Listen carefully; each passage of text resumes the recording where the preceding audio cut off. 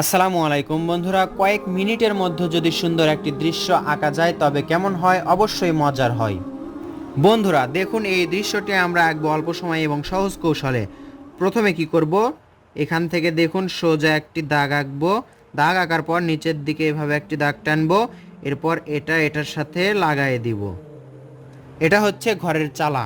এই পাশে আমরা আরেকটা ঘরের চালা আঁকবো। দেখুন এইভাবে দিয়ে, একই রকম করে এইভাবে দিয়ে আবার এটার সাথে এটা লাগাই দিব। দুইটা ঘরের চালা হলো। এখন দেখুন এই সোজা এখান থেকে একটা দাগ টানবো এবং এই দাগটা এটার সাথে সোজা করে লাগাই দিব। এরপর কি করব, এখানে এভাবে একটি ক্রস করে দাগ টানবো।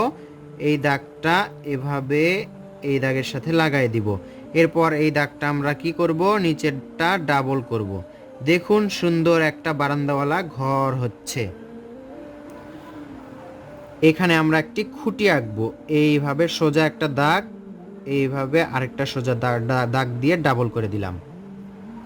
এরপর ঘরে কিন্তু দরজা জানালা সুন্দর করে আঁকতে হবে। এখানে একটা দরজা আঁকবো, দুইটা সোজা দাগ দিয়ে একটি দরজা হলো। এই পাশে এইভাবে দাগ দিলেই সুন্দর একটি জানালা হয়ে গেল। এর মাঝে এইভাবে দুইটা দাগ আঁকবো। দরজার মাঝেও আমরা একটি দাগ আঁকবো। সুন্দর বারান্দাওয়ালা ঘর হওয়ার পর এখানে আমরা সোজা আরেকটা দাগ আঁকবো। এটা হচ্ছে পিছনের এই ঘরের জন্য। এখান থেকে সোজা নিচের দিকে টানবো, এটার সাথে এটা লাগাই দিব।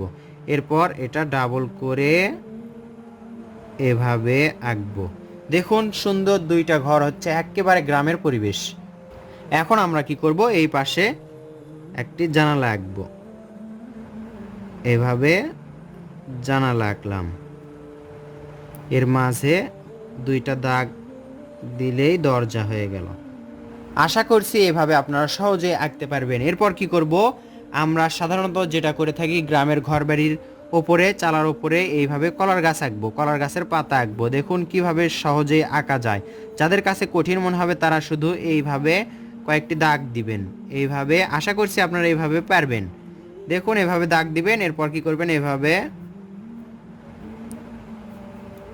কাটা কাটা পাতা আঁকবেন। তাহলে কি মনে হবে, দেখে মনে হবে কলার পাতাগুলো ভেঙে গেছে। পাতার মাঝে এভাবে ভেঙে যায় কলার পাতা, আপনারা খেয়াল করবেন। এখানে আমরা সহজেই আঁকছি, খুবই সহজ। ওপরে আরেকটা সোজা দাগ দিয়ে এটা আমরা এভাবে ডাবল করে দিব। এর মাঝে দুই একটা দাগ এভাবে দিতে পারি।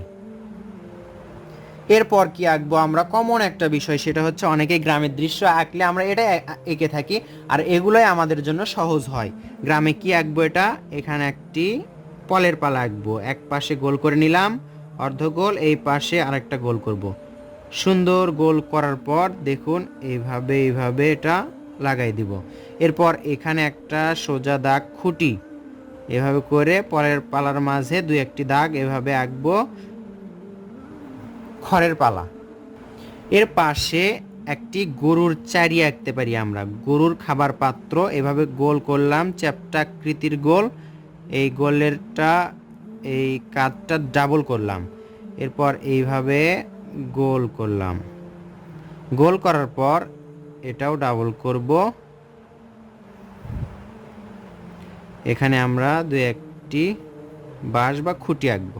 ওই পাশে একটা, এই পাশে, এইভাবে এভাবেই রেখে দিলাম। এরপর কি করব, এখান থেকে দেখুন এইভাবে একটি দাগ আঁকবো।